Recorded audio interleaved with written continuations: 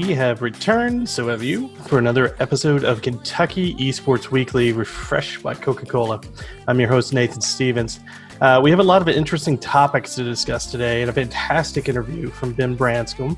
But before we get rolling, I just want to say big congrats to UK students. Semester ended last week. Some of you graduated last Friday. Some of you are returning for the fall. Regardless of your student status, you made it through another semester officially. Probably one of the toughest semesters you're going to see in some time. But celebrate your achievement, enjoy the summer, get your gaming going. And we should probably get our gaming going too. Here are some esports quick hitters.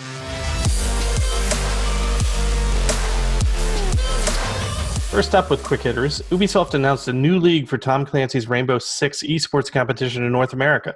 Starting late June 2020, Ubi is bringing together America and Canada as two new regional divisions to compete in an offline league in Las Vegas, Nevada.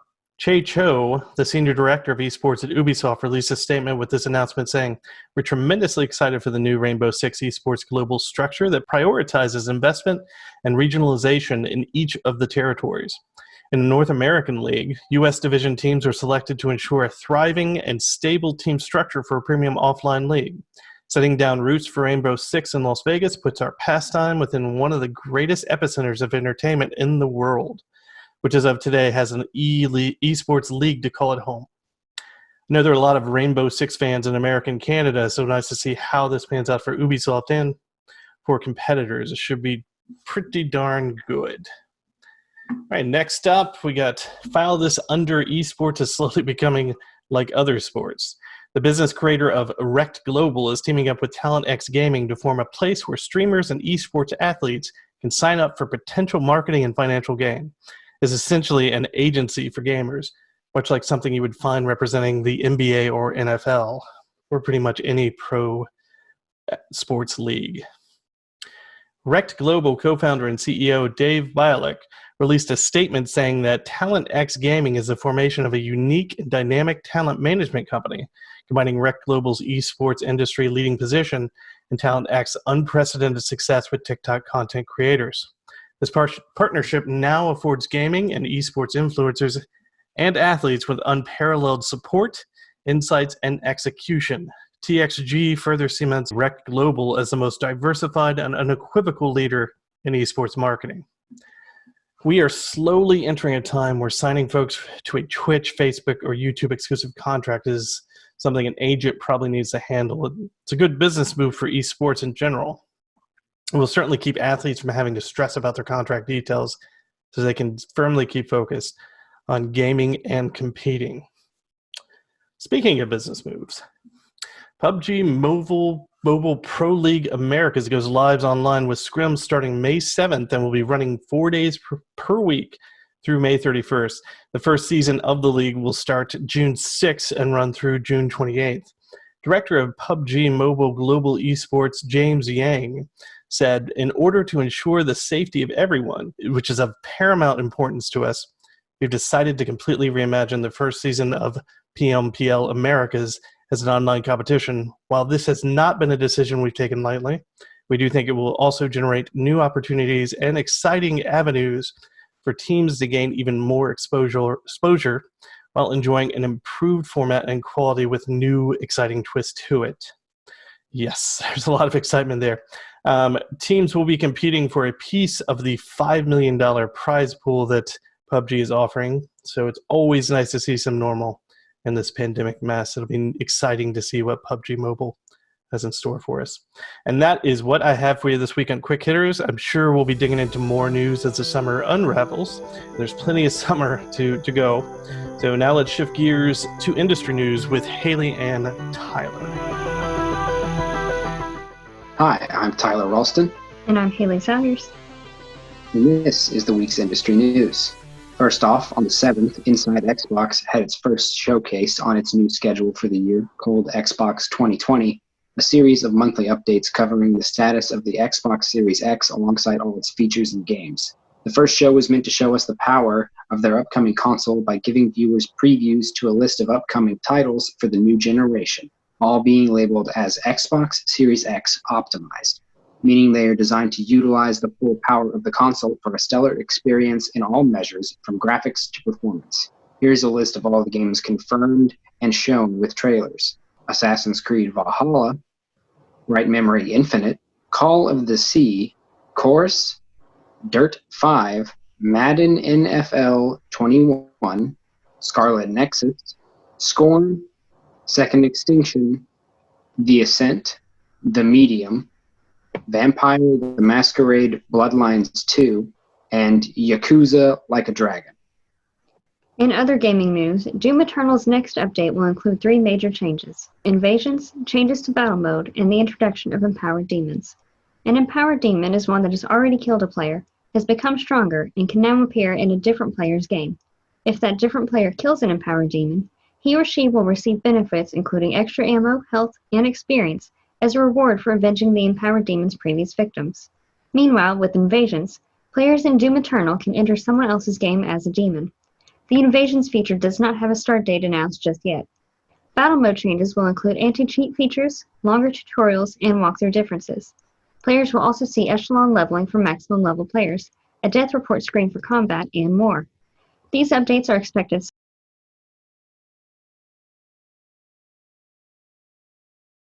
And next, we have news about Apex Legends' 5th season with the title Fortune's Favor. Loba, the orphan daughter seen in the 4th season's trailer when she lost her parents to the simulacrum assassin known as Revenant, is the new focus and character added to the roster. The details of her abilities are mostly unknown at the moment, though she seems to use a gadget that allows personal teleportation to any position within throwing distance. Clearly, she has come to the Apex games in search of something, which is the basis of the Broken Ghost as a new PvE mode. In a normal match of Apex Legends, players can now find treasure packs alongside the typical loot, and these packs give rewards such as crafting materials, credits, or even a hunt. Hunts are weekly missions for players to take on and discover pieces of an artifact that will eventually reveal the truth to the story taking place this season. The trailer also shows the return of the original Kings Canyon map.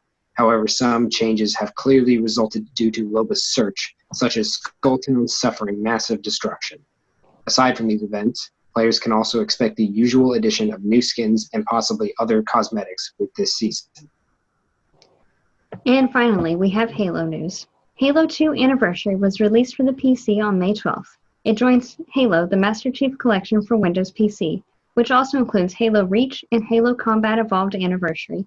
According to 343 Industries, Halo 3, Halo 3 ODST, and Halo 4 are expected to join the collection later this year. The newest title, Halo Infinite, is still expected to release in the holiday 2020 season with the Xbox Series X. And that's all for this week's industry news. Now, back to Nathan. Thank you, Hailey and Tyler. Ben Brascum has been interviewing people in the gaming industry and on campus for the past few weeks. This week, he has the opportunity to sit down with University of Kentucky alum Raenah Hawkins to discuss the esports industry and much, much more. All right, thanks everyone. And today I'm with a very special guest, Raenah Hawkins. Raenah, how are you doing today? I'm good. How are you? I'm doing good. So if you can, just give us a little bit of background on who you are and how you ended up working in the esports industry. Yeah. Well, obviously, as you said, my name is Raenah Hawkins. I am a 2017 graduate from the University of Kentucky. I graduated with my degree in broadcast and multimedia journalism. I worked in UK athletics my entire time. I was there and I worked with JMI Sports, who own the marketing and multimedia rights, to UK and the athletics program after I graduated for a little bit. And I got picked up by the Magic for an internship. I packed up my stuff, moved to Orlando, and that's how my esports career started. I worked on the NBA side of things for a while with their digital content team and just creating content for social and just like different things they needed.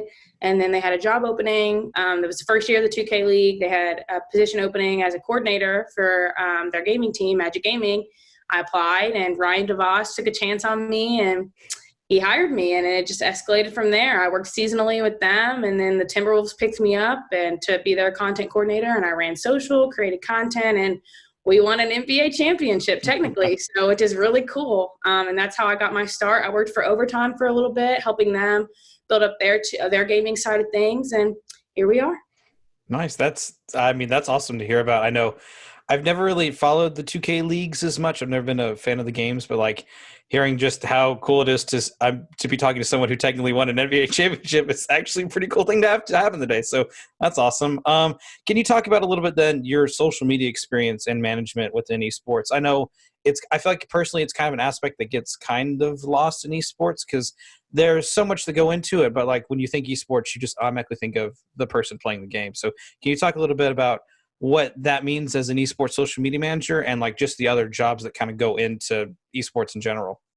Yeah, social media is obviously one of the most important things in esports because they do have arenas and in-person settings, but a lot of the community is built online because that's how it's been built for a decade now and over a decade. And so social media is really important and, you know, kind of creating content that is relatable to the fans and, you know, people out in the world. What's awesome about 2K is it's a blend of traditional sports and esports. It kind of gets the best of both worlds. So from that aspect, it's if you have a sports background, it's a lot easier to adapt. But if you go into games like League of Legends and things that are a little different compared to, you know, IRL or in real life basketball and football and stuff, it's really cool to see how creative people can get. And it's so new that it's not strapped down by, you know, these are rules you have to follow, and you can get really creative. And I've done a pretty good job, I'd say, but there are people out there that run these organizations and are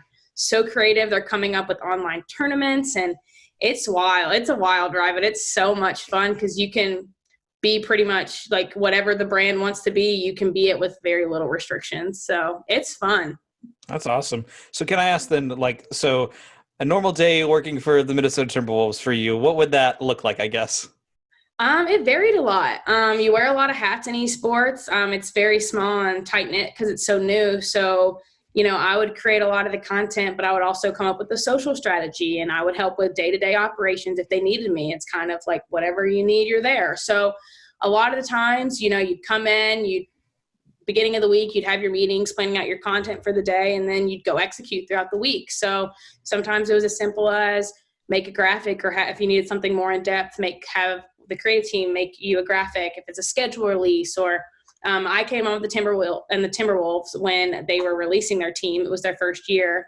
And so, you know, I got to be a part of them releasing their court and their jerseys and like coming up with fun ways to make it to make the tweet better than, oh, here's our new court. I think they have a talented motion team up there, and they came up with a Tetris theme where they came together and they unveiled the court, which was super cool. And then the quick caption we thought of was everything's falling into place, which is like kind of ironic with Tetris. So just coming up with like nifty little captions that are relatable, but also like fun content that people like. And what I really like to do in the 2K League was kind of push the boundaries that other teams weren't. And it wasn't because they just didn't want to do it. It could be lack of resources or lack of time or kind of whatever. And I was really lucky to have a group of guys they loved the camera. They would do anything I asked. And we went out and recorded the guy who ended up being the finals MVP, just going on the University of Minnesota's campus and just interviewing people. And if they didn't know about the 2K League, he made sure to tell them. And just creating little content like that really shows their personality was what I did a lot of my time. And I loved it because all these kids, they may be introverts on the surface, but deep down they have great personalities. And so I would find ways just to not exploit, but display their personalities, because at the end of the day, they're entertainers just like Kevin Durant and, you know, anybody in the pros, like they're all entertainers. So yeah, just that's how it would look. It never looked the same every single day. They'd come in and practice, and I would do social, and we'd travel to New York if we had a game, and I went to Vegas and Orlando for a couple tournaments. Yeah, it looked different every single day, but it was so much fun. I also got to dabble a little bit on the Timberwolves side too, and I really got my foot in photography. Like I said, you wear tons of hats, so you're in charge of recording the video, taking the pictures, editing the content, and tweeting about it. So dang, you basically did it all then. Yes, I did. It prepared me though. I learned a lot. That's awesome. I totally respect you for that. So I want to ask then, University of Kentucky and their deal with Gen G, and they've kind of been, I feel like personally they've been like a leading light in esports and on the college level. I want to ask what your opinion is on that. I think it's awesome. As you know, Gen G just joined the 2K League too. This is their first season, and one of the guys that was on my team was drafted by them in the expansion draft, and he raves about them. I think it's awesome.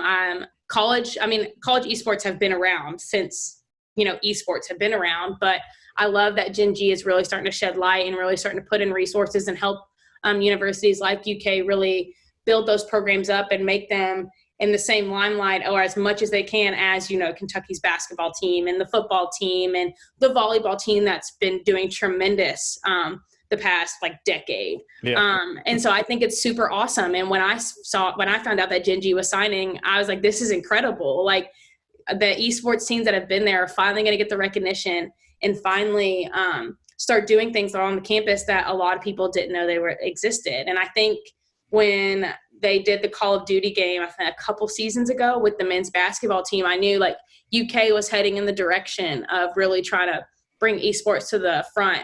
And I just think it's incredible.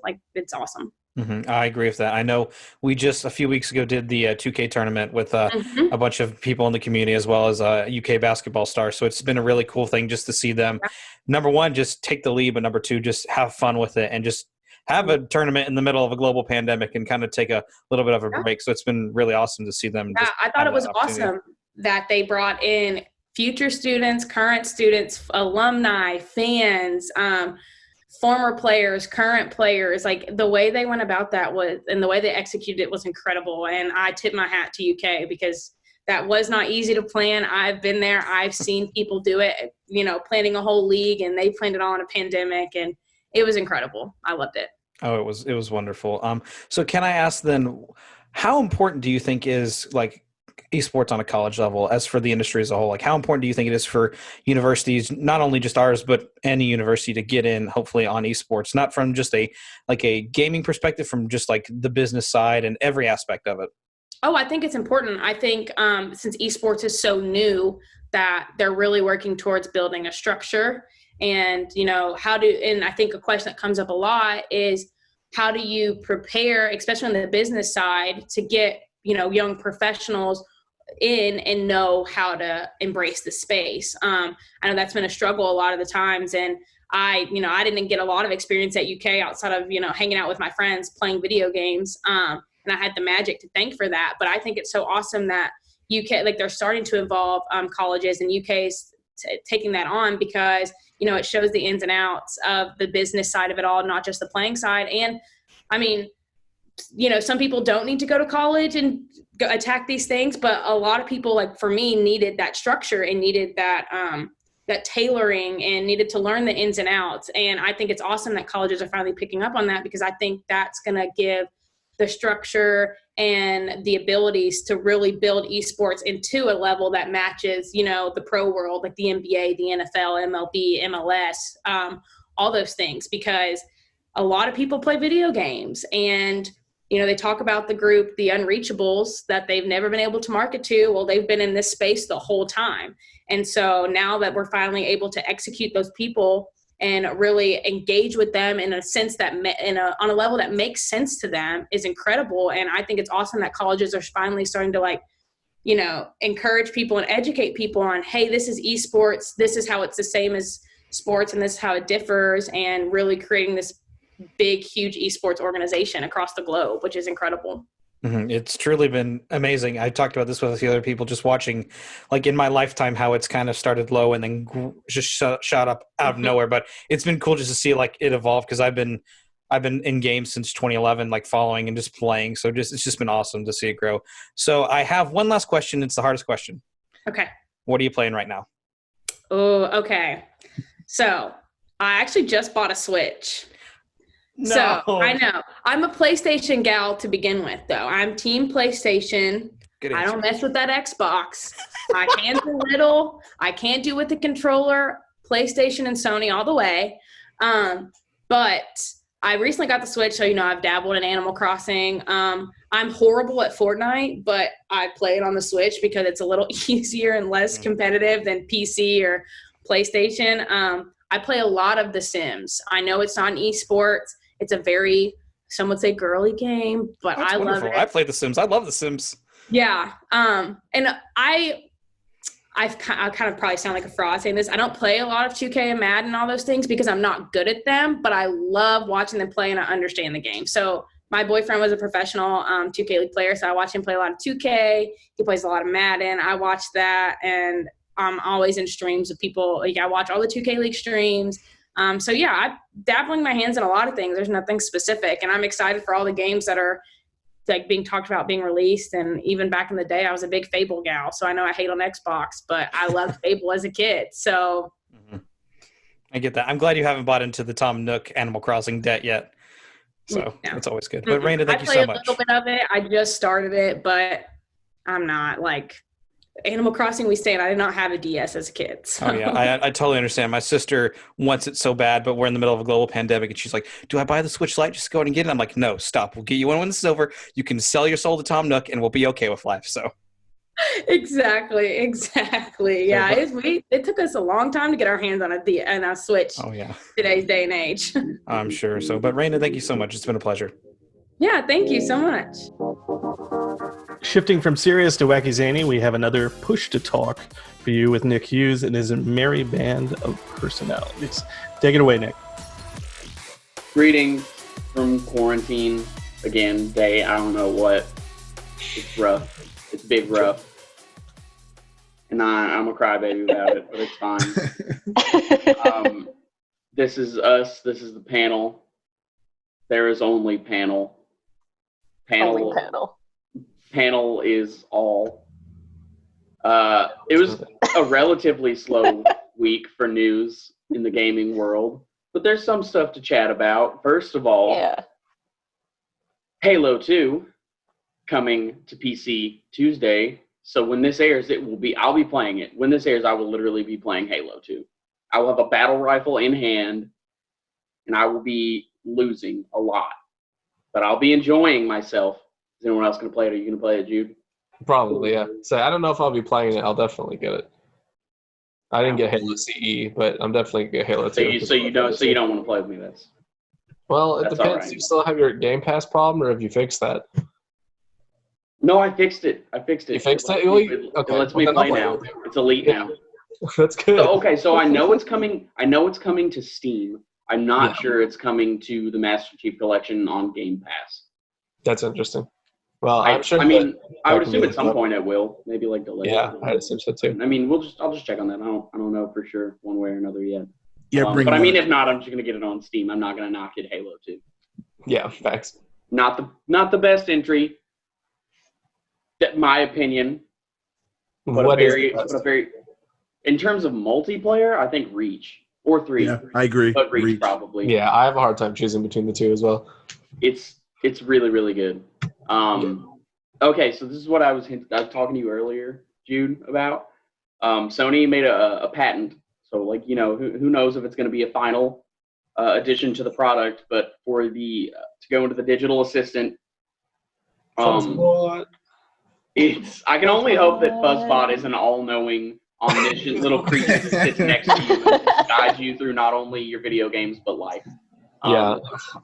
Spirit guide. So they made a patent that's like a schedule assistant.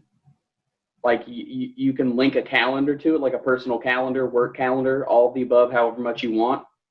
And it will tell you what you have time to do in game. Like, not just like be like, hey, I want to play for 30 minutes, stop me. But you could be like, I want to do this side quest, and then I want to get to this area and fight this boss. And it's supposed to be able to read the game and give you an estimate about how long that should take. And it'll be like, okay, you don't have time for the boss, but you can get those 2 side quests done, maybe get to this area.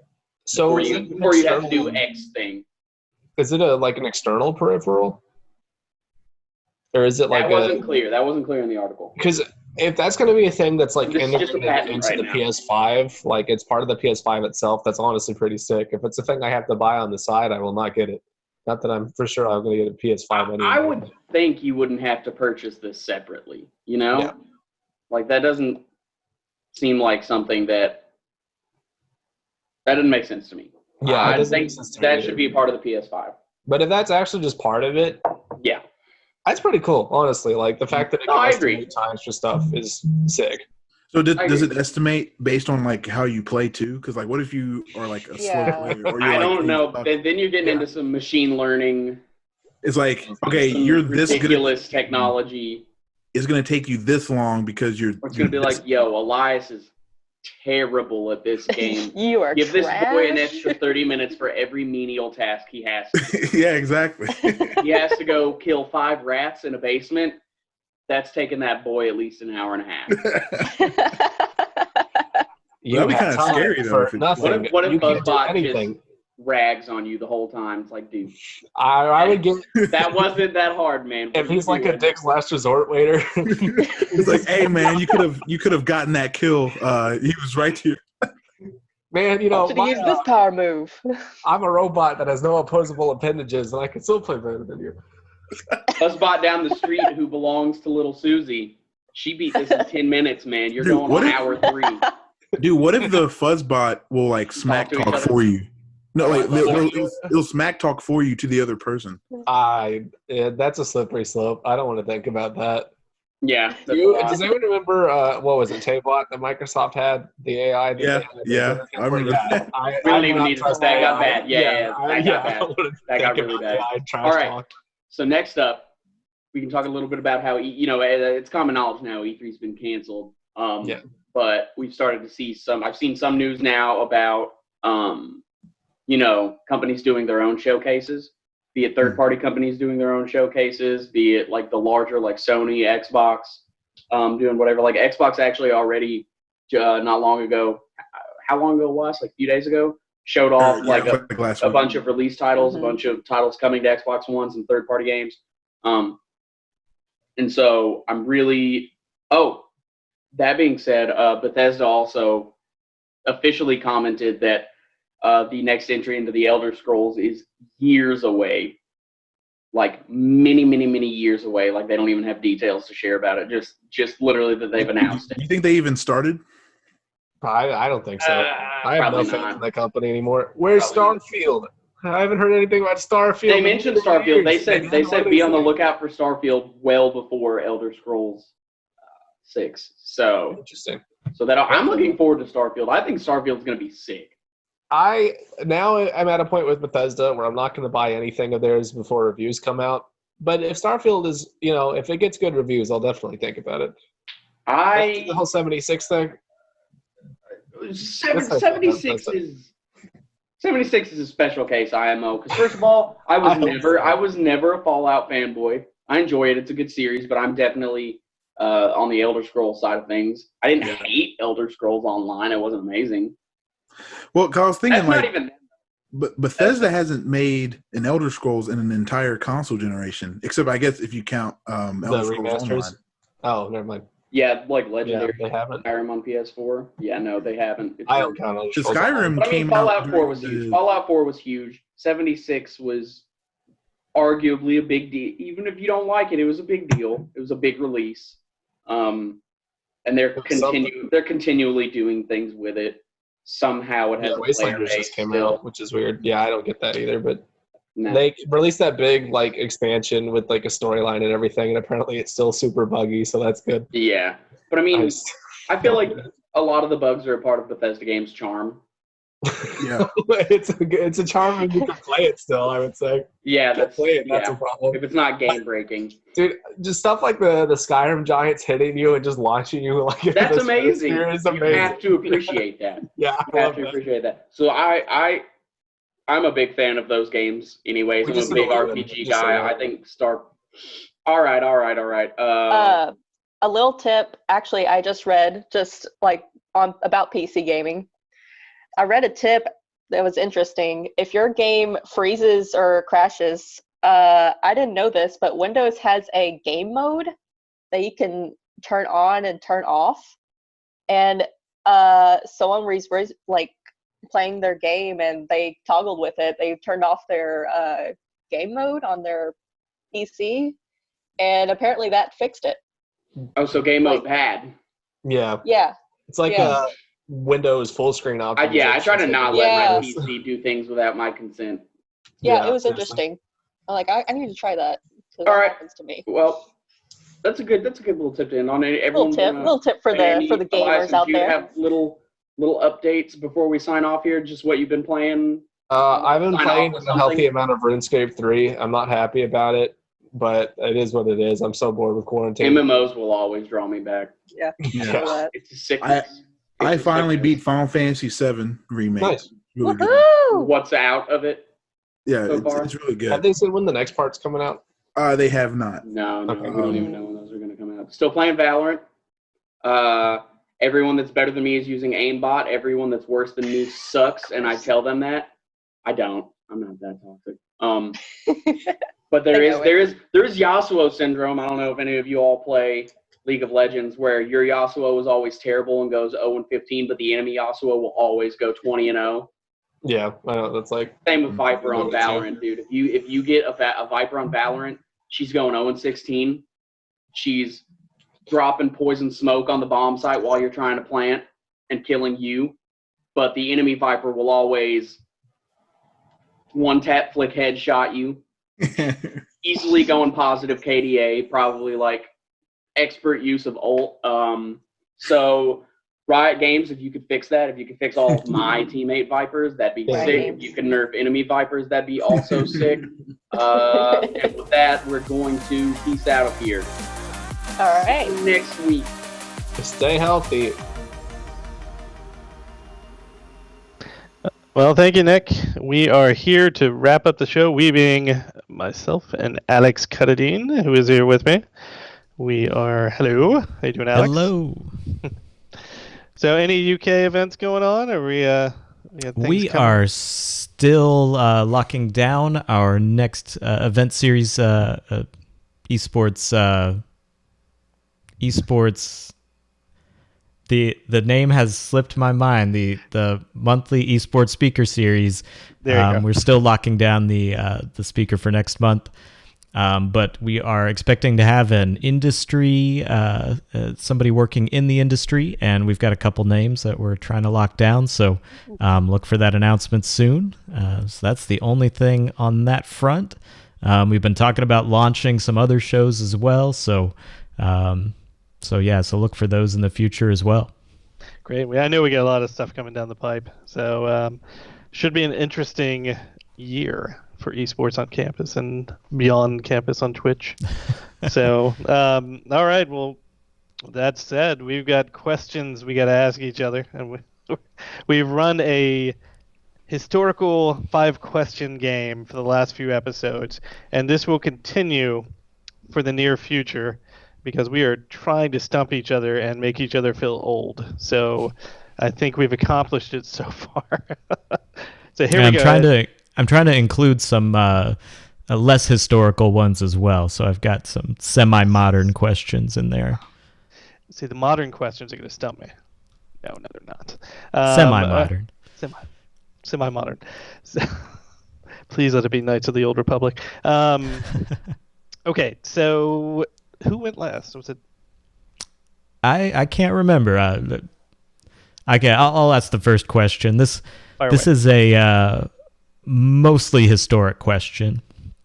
So I'm going to ask you to name at least 5 light guns.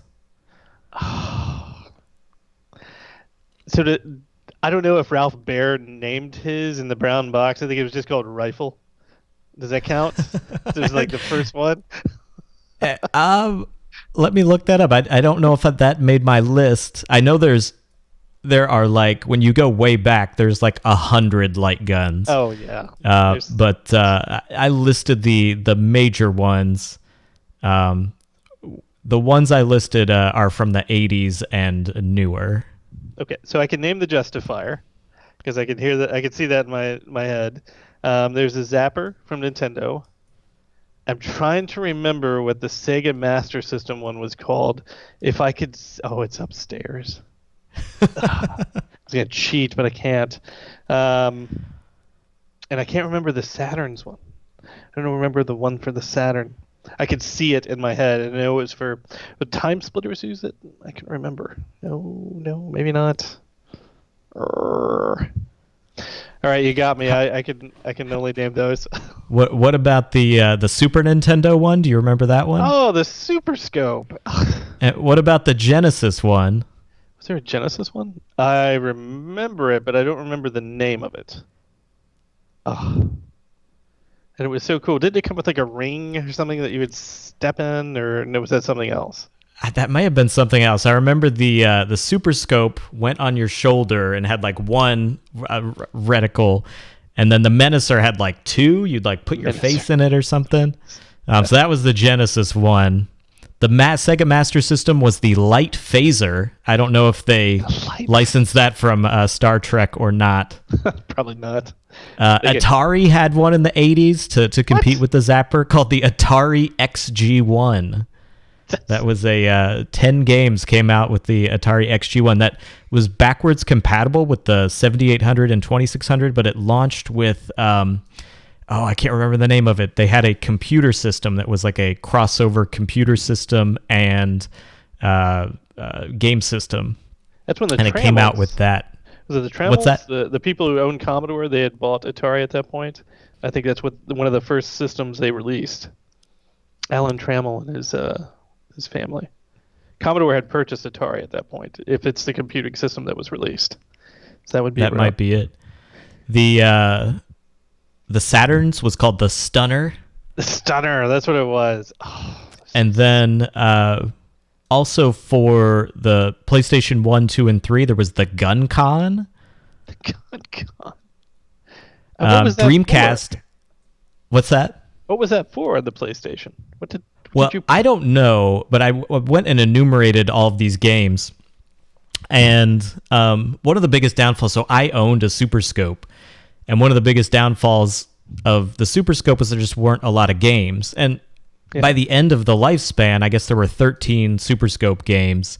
But when I bought it, there were something like 5, and I didn't even want to play all 5 of them. And eventually you just have a giant paperweight. And that's pretty much the case for all of these. The Menacer had 13 games. The Zapper had a longer lifespan. It had 18 games. Had 6 unlicensed games on top of that. Same with the Sega Master System. So many of these guns have 13 games for some reason. But when you get to the PlayStation 1, 2, and 3, PlayStation 1 had 26 games. PlayStation 2, 16. The PlayStation 3 had 40. What? I know, right? That used the GunCon 3, and it actually persisted because it used IR instead of reading the CRT scan lines flash. It used infrared to kind of pinpoint. The Dreamcast had a gun that wasn't released in the United States.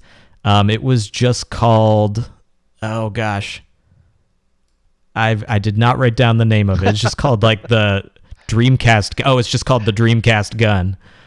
And then kind of the last one. Now there was one. Can you name one? It's not technically a light gun, but there were over 70 games released for it. I cannot. The Wii Zapper. Oh, so the Wii God. used its the Wiimote in its little enclosure. And there were, I was looking through all the games, there's over 70 games, and that's because you could play these games with the device or without the device. So unfortunately, a lot of, outside of the PlayStation, most of these light guns kind of pigeonholed themselves to where you kind of locked yourself, if you only sold the games to the people who owned the hardware, and you really limited the developers that you could get to develop those games. But the Wii Zapper kind of had the right idea. With using with what was built in. I think the PlayStation Move had something similar. PlayStation Move. Yeah, it's the glowing ice cream cone controller. Oh, okay. It's the best way to describe them. Yeah, no, I definitely know those. So those are light guns. I remember getting up early to watch TGS when they were announcing the Move controllers, and when they showed it at the Tokyo Game Show, I thought it was a prototype. I didn't think it was going to be like the final version of it, and that thing is still ugly as sin. We love them, but they're ugly as sin. They do look weird. Didn't oh yeah, because that was around the same time the Kinect was announced. Is that right? Yep. Yeah, and the Kinect is. They just seem like they were disrupting the Wii's flow. That's all they were made for. But at least Sony requires them for the PSVR to work when they do. They're part of that.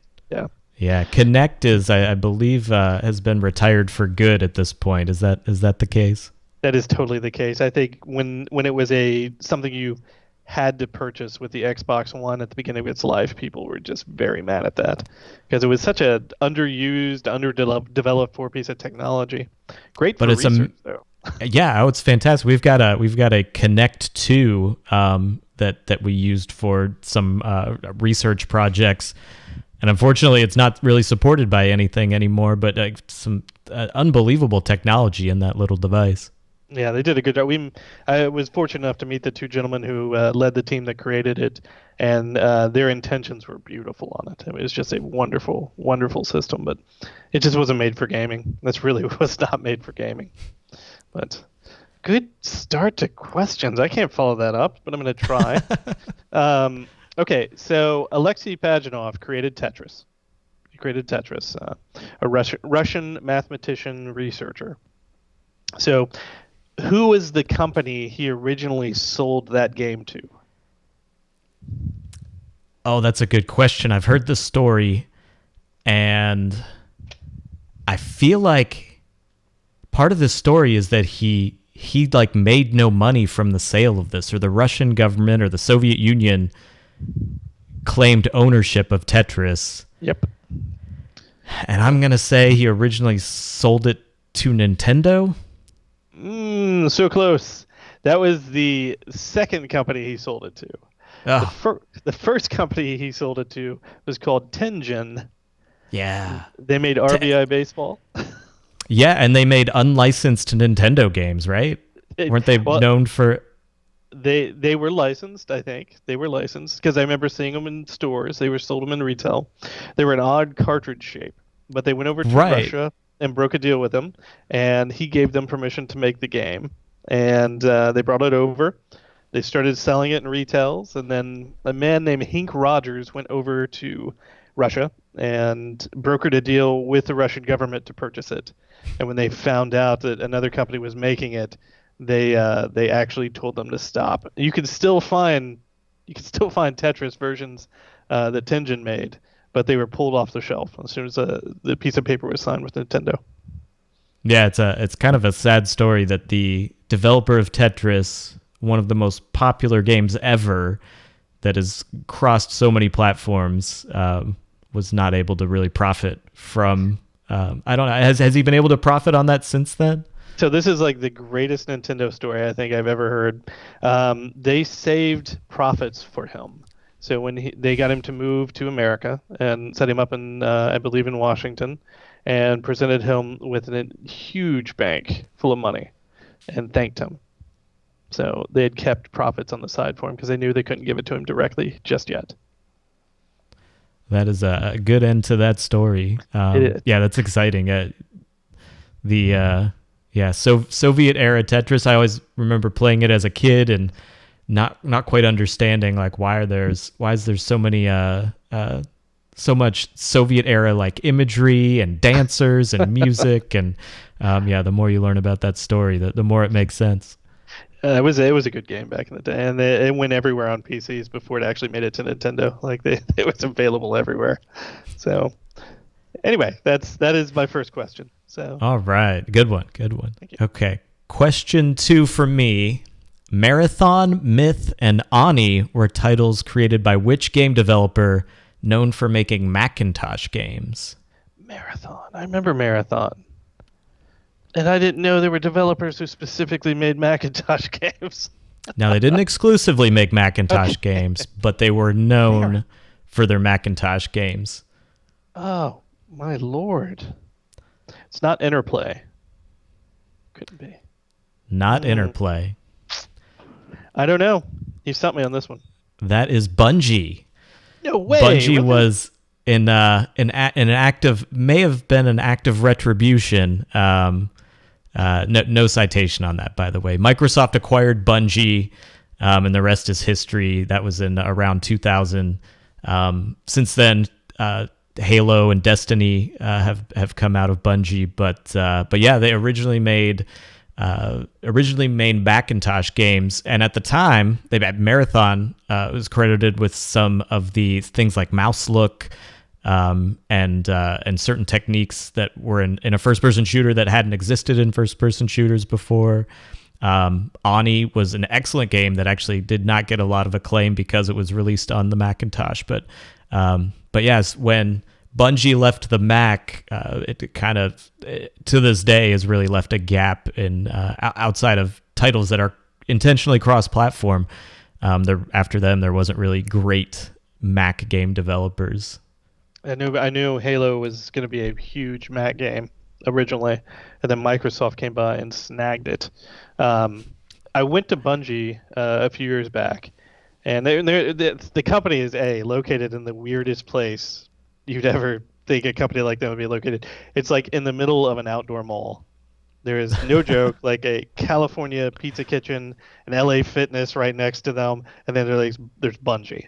But when you go in and you go past their front desk, they've got this entire wall dedicated to the games they have released. And the first one they have in the top left of this gigantic case is Master Chief sitting on a black Macintosh. And that they were completely honoring trying to make a Macintosh game. Yeah, and Steve Jobs, I think at Macworld 2000, Steve Jobs had, or maybe 99, Steve Jobs was touting the development of Halo for the Mac, and yeah, so I don't know how much of the Windows Mac rivalry played into that, but they were definitely pulled out from under the Macintosh. Could have been a contender. Could have just been wonderful, and we wouldn't have to wonder about GPUs. So, okay, that was a good one. All right. Really good. Okay, question. Oh, wait, it's your turn. So, is it my turn? Okay. Yes. You'll love this. Okay, what game in the 80s was ColecoVision the sole licensee for, meaning that they can make the game for all other systems through them? And they also included it with the launch of the ColecoVision. Oh my gosh, Coleco. I know, the maker of the Cabbage Patch Kids. I know of Coleco, so none are coming to mind at the moment. Coleco. It's a big one too. So I'll give you a hint. It's a Nintendo game. Well, okay. It's a Nintendo game. From the 80s. Gosh, you only got a few for these. I can't think of anything specific. I'm going to say Pitfall. Close. That's an Activision, and it's nonetheless still really good. That's a good guess. But it was Donkey Kong. Oh. They were the sole licensee of Donkey Kong. And let me show you the Donkey Kong cartridge. This is for, if I can get it out of the light here, for the Atari 2600. But as you can see, it was made by, and maybe you can't see it, ColecoVision is on the top of this. So they were the sole licensee for these, and they made it for Intellivision, their own system, and the 2600. That's interesting. I have this Donkey Kong memory, but it may have been the first video game I played as a kid, and my grandparents' house in Pennsylvania, and so we visited maybe once a year, had a Donkey Kong game in the basement. Oh. And I'd always assumed it was Atari, but I can never remember what system they actually had. So yeah, I need to go and look to see what all of the Donkey Kong versions there are, and try and investigate what system they actually had in that basement. 'Cause I think it was the first video game I ever played. Was it? Do you remember the controllers? If it's Coleco, it had a number pad on it. I will have to look it up. I do not remember. Cool. All right. Okay. Question 3 from me. Let's see, the announcement of which game, this is a more modern question. The announcement of which game led to quotes like, "Is this an out-of-season April Fool's joke?" And do you guys not have phones? Oh boy. Oh my lord. This was Diablo, isn't it? Diablo was announced by Blizzard, wasn't it? I'll give it to you. It was Diablo Immortal, which is the mobile version. It was an uncharacteristic announcement by Blizzard. Blizzard, especially since they've been bought by Activision, has gotten more and more, been criticized more and more about potentially going after money grabs. But during this announcement, received little to no applause. And at some point in the Q&A, the dev response to one of the questions received boos from the crowd. Yep. And still there has not been a release date announced. That was BlizzCon 2018, I think. And some people have posited that it might come, the announcement of the Diablo Immortal might come alongside the Diablo 4 announcement, which we know is in development. So that's Diablo Immortal. That was a bad move. I think they announced it for that was a bad move. We'll just leave it at that. I remember saying that. I'm like, oh, that sucks. It's so many people waiting for that announcement too. There's so much. I watched a video online and it showed the live chat. I think they're streaming. I can't remember where they were streaming it, but they had the live chat alongside it, and everybody was excited for Diablo 4. They're like, "Here's Diablo 4," and then as soon as they announced Diablo Immortal, the chat like turned on Blizzard, and it was a sad moment. That is, bad move by them. Hey, but they've corrected it, so that's it took them a year. Good question though, very good question. Okay, I promise this will be the last super old one. Okay. But you get this one. I'll be more modern next time. So what gaming handheld device did Ralph Baer create? Gaming handheld device, Ralph Baer. It's a really tricky question. This is like somebody asking what year did this happen question on an exam. It's terrible. So I know it's not the mouse, and I can't remember his name. But it was Xerox, wasn't it? It was Xerox PARC, and there was one guy, and I can't remember his name now. The gaming device, I'm going to say the trackball. See, this is a trick question, Alex. A terrible trick question. You could actually hold this in your hands, which made it handheld. And it is a game, but it's not video game related at all. So the Simon. That's an electronic game. That was another toy from my child. You've managed to select two toys from my childhood for the last two questions. I always found the Simon memory games for me have always been really like agitating. Oh. I have like I don't have very fond memories of the Simon. It was a great system, but it is. I could see how that's agitating. He had built it on 4 bugle sounds, that he had picked up in the Army when he was in World War II, and no matter what combination the sounds made, they always sounded okay. That's what he told us in 2012. You believe Simon, me? The colors, the sounds. My wife and I were at Barnes and Noble, and I saw one of them in Barnes and Noble, and like my instinct, let's turn it on, and that thing is so loud. I think it alerted that somebody thought the alarm was going off in the front of the store. She's like, "What are you doing?" I was like, "I'm sorry, I tried to turn it off." There's probably still a Simon at my parents' house. I might have to next holidays. We might have to bust it out. Oh, you should. All right. Question 4. Yes. This we're looking at 90s trivia now.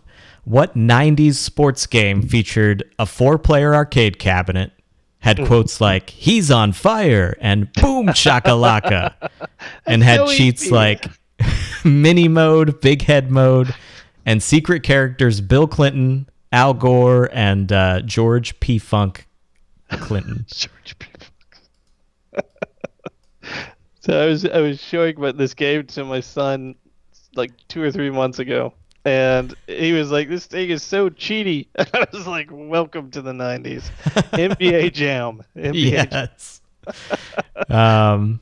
Yeah, so fun fact, Michael Jordan was never included in the main game outside of 50 special edition cabinets. After the game was released, he went to Midway and said, "Hey, why am I not in the game?" And they said, "Oh, we didn't want to try to bother licensing your likeness." And he was like, "You can have it." It was like a badge of honor to be in the game. And wow. But since then, I don't think anybody knows where those cabinets are today. I bet they'd be worth a lot. Oh, they're around. I bet you can find them on online. eBay definitely sells them. So I don't know how you'd ship that, but. Well, speaking of wondering how you'd ship it, according to an ESPN article, Shaquille O'Neal had a NBA arcade cabinet travel with him to away games because he enjoyed playing it so much. So that was, I wasn't sure if that was a real, a factual tidbit, but since it is a quote from Shaquille O'Neal in an ESPN article, I decided to bring it up. Can you imagine being the bellhop to have to go up there and like deliver that arcade game to the room? Yeah, that better be a good tip. Oh, totally. He seems like he'd be a good tipper. So, all right, good question. I like NBA Jam. It's so irritating. The Super Nintendo version of Mortal Kombat featured blank blood. It's either blue blood or no blood. Well, it definitely didn't. Without the blood code, you would get no blood. That is for sure. The blood was turned into. It was like the same stuff, but it was turned into like sweat. It would what would have been red just looked like it was gray or bluish, and it was supposed to look like sweat coming off the characters. The official color was green. It was green? It was green. So I remember the Genesis. I don't know why. I don't know what the code was for on Genesis, but I remember ABACABB. Yep. Was a code on Genesis for something in Mortal Kombat. I think you would hear Liu Kang's like yell at some menu, and then you knew you put it in correctly. That is, and then the blood would be activated, and all the fatalities would be there. Nice. I had Mortal Kombat on Game Gear, so that was an interesting experience. Played a lot of that. Never had. I think that was the only system I actually owned it for. Was the Game Gear version. Yeah, the Game Boy version was just terrible. So you had to wait for the Game Boy Color to get that realistic sweat. So how did you enjoy the Game Gear, by the way? Did you enjoy all the battery consumption it did? Oh my gosh, that was the worst part. I ended up getting an external battery, which was probably NiCad, or no, that would be nickel metal hydride or NiCad. I think it was nickel metal hydride. Anyway, those batteries weren't great, but at some point that took 6 AA's and they lasted like 3 or 4 hours maybe. It tore through batteries. Definitely have memories of like going around and raiding remote controls and whatever I could find to mismatch batteries to get a little more playtime. Oh Lord, your poor parents. They just pick up controller, it'd be like light. You just know it's gone. You know that's terrible. Yeah, the Sonic game was really good. It's very pretty. Some other games were not so great. Mortal Kombat not amazing. Kind of hit or miss on the Game Gear. You can't do much with 2 buttons in Mortal Kombat. Right. You really can't. But it was backlit, so at least you get that luxury. So. Yes. All right, here's question 5. This is more of a technology question. Name the multi-GPU technologies supported by NVIDIA and AMD. Oh, my Lord. See, Alex, I was raised on a Macintosh. Before that, it was I think it was an 8086 AT&T. So I don't know. I honestly don't know. So these are so SLI was NVIDIA's, Crossfire is AMD's, and the interface that's replacing SLI is NVLink. So your high-end RTX cards now support NVLink as well as the Quadro series. So SLI first came out in 1998, and it was actually part of the Voodoo 2 line of cards. Voodoo. And Voodoo 2 called it, so NVIDIA calls it scalable link interface, and you could pair, I think, up to 4 cards in original SLI. But Voodoo, it was called Scanline Interweave, Scanline Interleave. NVIDIA was able, in 2004, was able to get the SLI abbreviation without any legal issues because they bought Voodoo. As far as I can tell, that's the only thing they really got out of Voodoo was the SLI name. No profits Crossfire. from the Dreamcast? Is that... What's that? Oh, was Voodoo in the Dreamcast? Voodoo 3DFX? I think it was. Wow. Yeah. I never knew that. I owned a Voodoo 5500, which was a dual it was a dual chip card that actually enabled SLI on the card. And that card, Voodoo died about 6 months after the release of those cards. They were supposed to release a 4-chip version of that was the Voodoo 6000. And that card, there's actually some engineering samples out there that you can still find. But yeah, they died shortly after that. Voodoo was really the leader in 3D card technology for a while and came to a quick demise. I remember them. I remember Diamond. They used to make something a long time ago. That's the first time. As far as I remember, the Diamond cards they may have made Voodoo cards as well as they may have made NVIDIA cards as well. Oh, they were like the EVGA sort of like a publisher hardware. So they were like a manufacturer where Voodoo, ATI, AMD, and NVIDIA have create these technologies. Matrox was another one. Oh, man. Matrox tried to get into the gaming space and never really succeeded. Matrox was mostly in the workstation world where you needed multi GPU or multi display outputs. That was kind of their specialty. I think they did an analog to FireWire device for Final Cut as well, didn't they? They may have. It sounds like something they would do. They were an interesting company, very small company too. I think at least in the time. Yeah, they're an interesting company. That's a really good question. And I'm gonna have to brush up on my PC stuff because I've only built like one computer, and that's the extent of my PC knowledge. Other than when I see ray tracing, I'm like, wow, one day it will be useful. One day. Yeah, ray tracing is actually just watching some Unreal Engine 5 stuff today. Oh, that's good. Yeah, it looks amazing, and it actually had the spoiler here is it actually doesn't have any ray tracing, but they say it can support it. But ray tracing is coming, and I mean ray tracing is going to be more prevalent. There's been rumors that the next AMD cards will include ray tracing. So RTX kind of has their own proprietary, the NVIDIA RTX cards has their own proprietary ray tracing.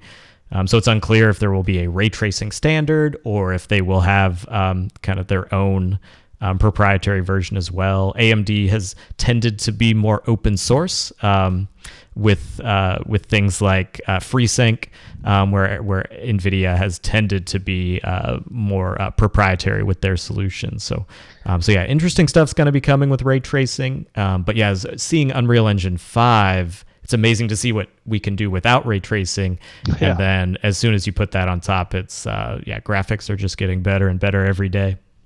Yeah, that presentation today was neat. Epic really did a good job with that. I just hope it's more user-friendly than the previous Unreal Engines, which I always hear are a nightmare to program for and to learn. So it'll be interesting. But that thing was running on a PlayStation 5. Did you hear that part? I saw, that demo I saw was running on PlayStation 5. Now it wasn't, I think it's a tech demo. So so I don't think it's actual gameplay of any type. The kind of the irony of all of that is that, Unreal Engine 5 is going to come to Fortnite, which is a very stylized game type that doesn't really utilize, it's not trying to push the limits of hardware in general. It's really going for a mass audience. And so I really want Epic to release a game that really pushes those limits again, which we haven't really seen for a while.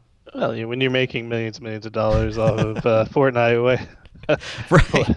That's what killed the Unreal remake. It was Fortnite. Darn it! Right, that's cool. Okay, so I had a good question, but I'm going to replace it with true or false. There was a RAM shortage in the 90s.